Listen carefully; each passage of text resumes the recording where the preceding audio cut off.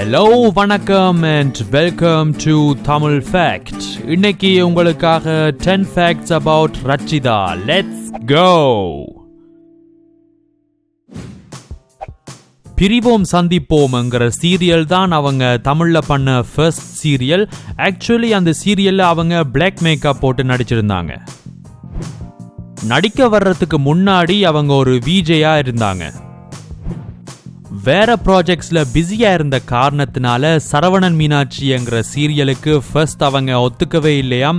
But அந்த கேரக்டருக்கு அவங்கள தவிர வேற யாரும் செட் ஆகாத காரணத்தினால ரச்சிதா அந்த சீரியல்ல நடிக்கிறதுக்கு ஒத்துக்க வேண்டியதா இருந்துச்சு. டைரக்டர் ராதா மோகனோட உப்பு கருவாடு படம் மூலமா ரச்சிதா அவங்களோட காலிவுட் டெபியூவை கொடுத்தாங்க. சன் டிவில டெலிகாஸ்ட் ஆன இளவரசி சீரியல்ல ரச்சிதா மகாங்கிற கேரக்டரை பிளே பண்ணியிருந்தாங்க. 2014 ஆண்டு நடந்த விஜய் டெலி அவார்ட்ஸ் ஃபங்க்ஷன்ல சரவணன் மீனாட்சி சீரியலுக்காக ரச்சிதா ஃபேவரட் ஆக்ட்ரஸ் அவார்டுக்காக நாமினேட் ஆகியிருந்தாங்க. பட் அந்த வருஷம் அவங்க அந்த அவார்டை வின் பண்ணல. பட் ஒரு வருஷத்துக்கு அப்புறம் அதே சீரியலுக்கு அவங்களுக்கு அந்த அவார்ட் கிடைச்சிது. ஜீ தமிழ்ங்கிற தொலைக்காட்சியில மசாலா குடும்பம்ங்கிற ஒரு சீரியல்லையும் ரச்சிதா ஆக்ட் பண்ணியிருந்தாங்க.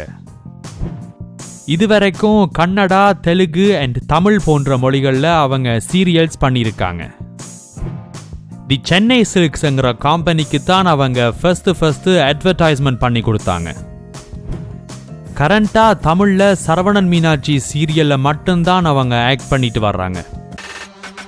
இப்போ நீங்க பார்த்தது 10 facts about ரச்சிதா. உங்களுக்கு இந்த வீடியோ பிடிச்சிருந்தா thumbs up கொடுங்க, சப்ஸ்கிரைப் பண்ண மறந்துடாதீங்க. அடுத்த முறை சந்திப்போம் அன்பு நண்பர்களே. குட் பாய்.